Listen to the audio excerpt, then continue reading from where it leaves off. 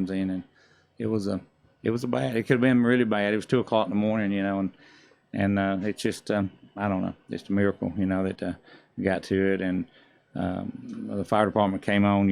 I had it almost out when they got there, but it took a lick, and I had to replace my box and about 99% of my wiring in the house, repulled it, because lightning's a powerful thing, I mean, it's just, and my house, I overkilled it anyway when I built it, because we had been hit years ago before, and I had overgrounded it, I mean, I really, but it's still, no matter, lightning, when it strikes, it does crazy things, so, but it's just, it is what it is. We didn't get hurt, and didn't lose our house, because it could have, it was roaring. It was, when I opened the door going underneath, it sounded like a flue fire under my house. I mean, that's how bad it was burning, Wow. Yeah. Well, we're certainly glad that, first of all, you and Ms. Rumley were not hurt. Y'all were able to, then you were able to get the fire out. It was just a miracle. We had actually had a hot water line. My big main hot water line burst. That's what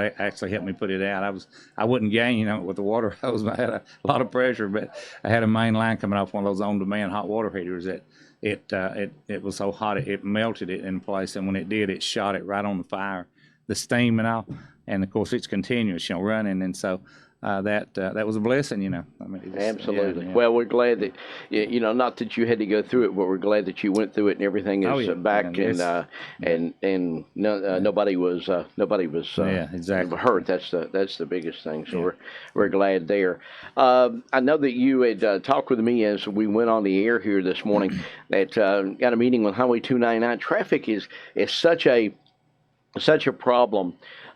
We do know that the interstate system is going to be 3-laned all the way east and westbound on 24 into downtown Chattanooga. Yep. But that's not going to be tomorrow. No. It's going to take over, the next 3 or 4 years. Yeah, it's to going to get happen, that done. though. I mean, it's actually, their money's allocated. Right. It's going to, so it's, and that'll be a big project. But we actually I set a meeting up with our area engineer out of, let me cut this thing off here. I'm sorry.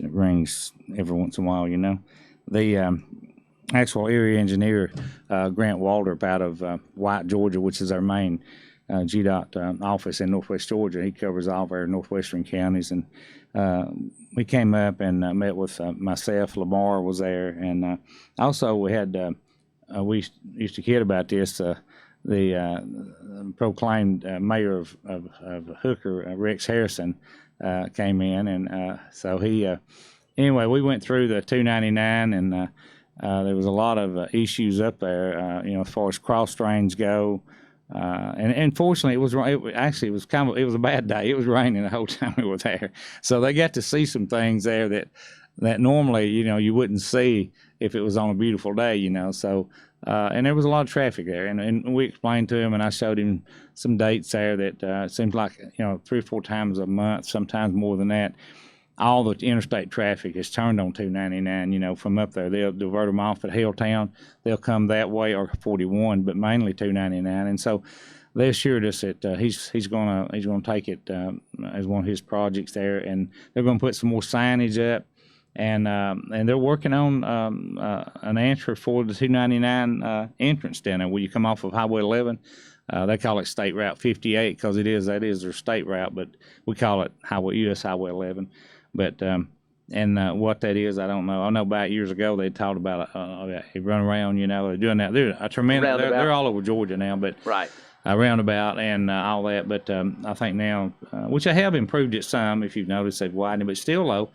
People can't maneuver when the traffic's like that. People like all the way down to now can't even get out of their driveway sometimes. Right. So, but he really and also a lot of people maybe kept up with this, but the interstate is terrible between Trenton and right there at the exit and the Tennessee line, and I'd ask him about that, and because it's really getting really bad, and this winter it's even going to get worse.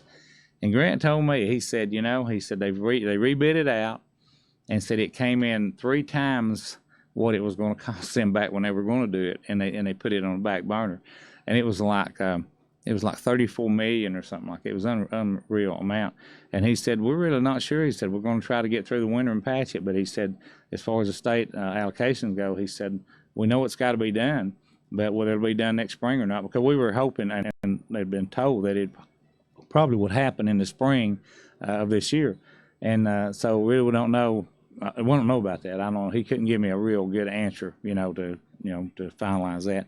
But we had a good meeting. A really good meeting, and we talked about some other things in the county. Some entrances, that we've had complaints with on the shoulders and different things. And I've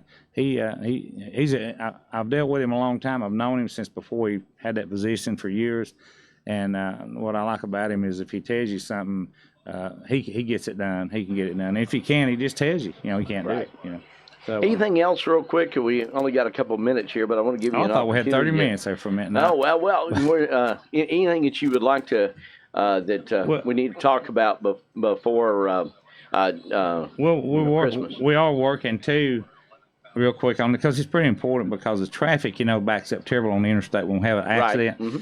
And we're setting up. I'm gonna set this meeting up with the Tennessee people, and he agreed that Georgia would actually subsidize these people that come in, these emergency trucks that come in and clear these accidents. Yeah, the T-Dot trucks. And help pay for those to actually, if they would just work that stretch of Georgia right in there, because a lot of times it would really help us to get that traffic off the interstate and get it moving, right. And then let the police work the accident, So we're setting up a meeting hopefully next week with them, and he's going to be there and some other people from the state. And so anyway, but anyway, that's pretty much covers that. But that really is important, more so than you. Oh, absolutely. Because he don't come up here all the time. Absolutely. When you get somebody like him up here. If you ask, I think most folks would put traffic problems on the interstate into Chattanooga in the top three right. of the most troublesome areas in their and dangerous, dangerous, and this seems like it's just one right after another. But we are ready. Real quick, I know but we're ready for any weather that comes in. I know we're talking about possibly a weather issue through our holidays, but our trucks and all, we got plenty of salt and we're ready to go. We got full manpower now. We don't have any slots now in our county. We're up to even at that, we're up to like 9 men. So, but we feel good about that. And other thing I want to mention real quick, and it don't have anything to do really directly with our county, but there's a real good friend, a good person that I serve on the regional commission with, was killed. He and his wife Saturday. He's mayor of Emerson, Georgia, a little town this side of Atlanta, but they were killed in a head-on collision right there outside of Emerson. Terrible. Drunk driver crossed the line, and it's Al Pallone. I used to call him Al Capone, because but he was the best person. He'd been down there 15 years as mayor and another 20 years as a councilman. So he was a good man. So I just be careful out there on the road. Terrible to hear about that and any tragedy like that. Yeah.